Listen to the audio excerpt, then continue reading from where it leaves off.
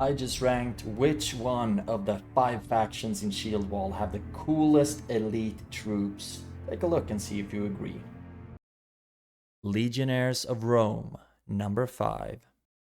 At the bottom of our list, we find, believe it or not, the Legionnaires of the Roman Empire. These lads are pretty historically easy, I would say, to portray with their square shields. They have chainmail, they have their gladius, and they have their very Romanesque helmets. The roundness of the helmets, even though I guess it's historically accurate, gives them a pretty soft demeanor, gives them a pretty soft look, as I think.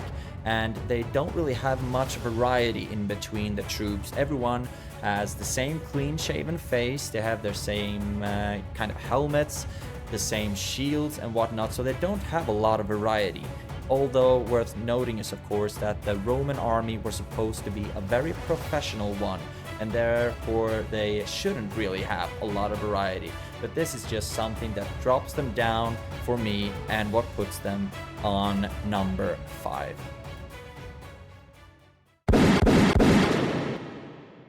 Immortals of Persia, number 4. On the 4th spot on our list, we have Xerxes' Elite, the Immortals of Persia. Most likely some inspiration regarding these lads has been taken from the movie 300, when they of course fought Leonidas and his 300. And we are gonna go back to that a little bit.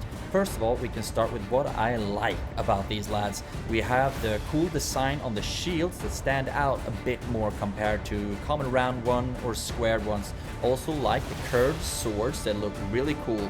What I don't really like, and I think this has taken some inspiration from 300, a lot of cloth a lot around their heads, leather instead of a mail, and this might be historically accurate, but I do think it kind of makes them look weaker. They do have some variety, some show their face, some don't, and this puts them on spot 4.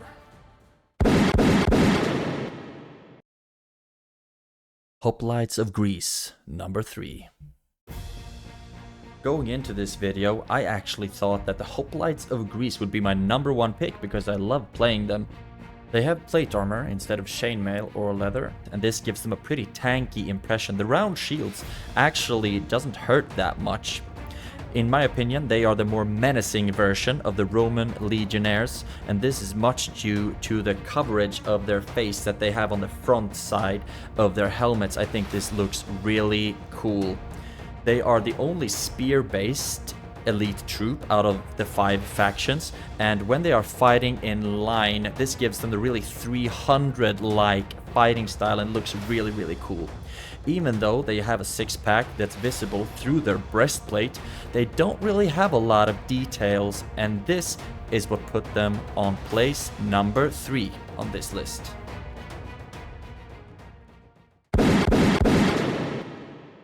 Pharaohs Guards of Egypt, number 2. Coming up on the 2nd place of our list, we have the Pharaohs Guards of Egypt. I really only have one thing I'm not a big fan of with these guys, and that's the helmets, the high helmets. It doesn't really look practical as something that you would like to wear in melee combat. It more looks like something that an officer or maybe even a pharaoh might have on the back lines rather. They have the curved swords and the broad shields, and I really like this composition. The broad shields reminds me a little bit of the soldiers of Troy with the centerpiece as well. They have so much detail, and this is really something that I love with them. The armor composition is really unique, with the forearms being protected as well as the legs. The top armor doesn't really look like chainmail, doesn't really look like leather or plate mail, but it's rather unique. They also have some variety in some of them being clean shaven, some of them having beards. All of this puts them on place number 2. Noble Guards of Gaul, number 1. With details and variety and sheer badassery, these guys have conquered the #1 spot on my list. Basically, shields, mustaches, helmets, everything is detailed and has some variety, although I might not agree with all. The swords speak really highly to my Nordic ancestry because they kind of look like Viking swords in my opinion, and even though they might not look as professional as for example the Roman legionnaires, it's all of this variety that really gives them a really cool and menacing impression in my book.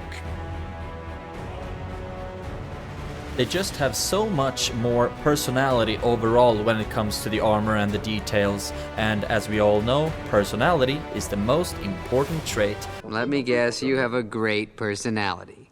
And all of this puts them on the #1 spot on my list. Can't wait to play them again.